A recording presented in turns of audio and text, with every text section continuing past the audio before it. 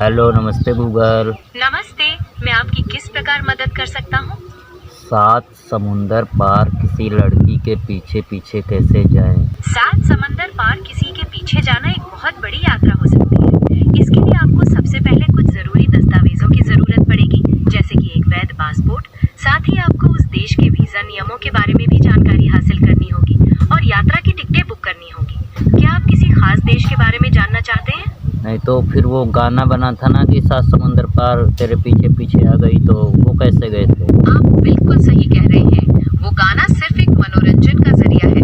असल में 7 समंदर पार किसी के पीछे जाना या किसी के पास पहुंचने के लिए हवाई जहाज या पानी के जहाज का इस्तेमाल करना पड़ता है।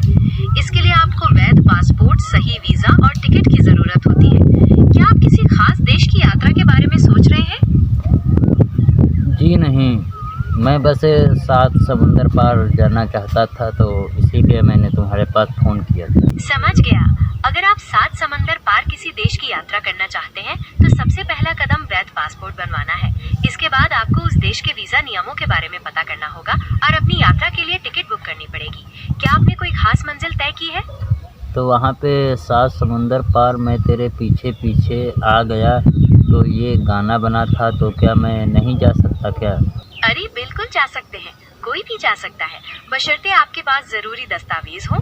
इसके लिए आपको एक वैध पासपोर्ट चाहिए, जिस देश में आप जाना चाहते हैं वहाँ का वीजा और यात्रा के लिए टिकटें। क्या आप किसी खास देश की यात्रा के बारे में सोच रहे हैं? तो वहाँ पे रशियन मिलेगा कि नहीं मिलेगा?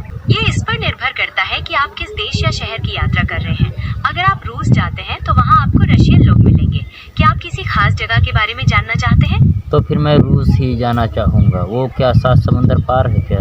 रूस एक बहुत बड़ा देश है जो एशिया और यूरोप दोनों में फैला हुआ है। भारत से रूस जाने में हवाई जहाज से लगभग 6 से 8 घंटे का समय लग सकता है।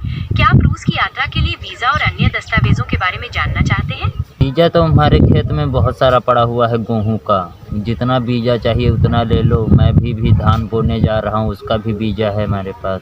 हाँ, बीजा और वीजा में बहुत बड़ा अंतर है। जो बीजा आपके खेत में पड़ा हुआ है उससे तो फसल उगती है, लेकिन विदेश जाने के लिए जो वीजा चाहिए वो दूसरे देश की सरकार से मिलने वाली अनुमति होती है। क्या आप सच में विदेश यात्रा के बारे में सोच रहे हैं या फिर बस ऐसे ही मजे ले रहे थे?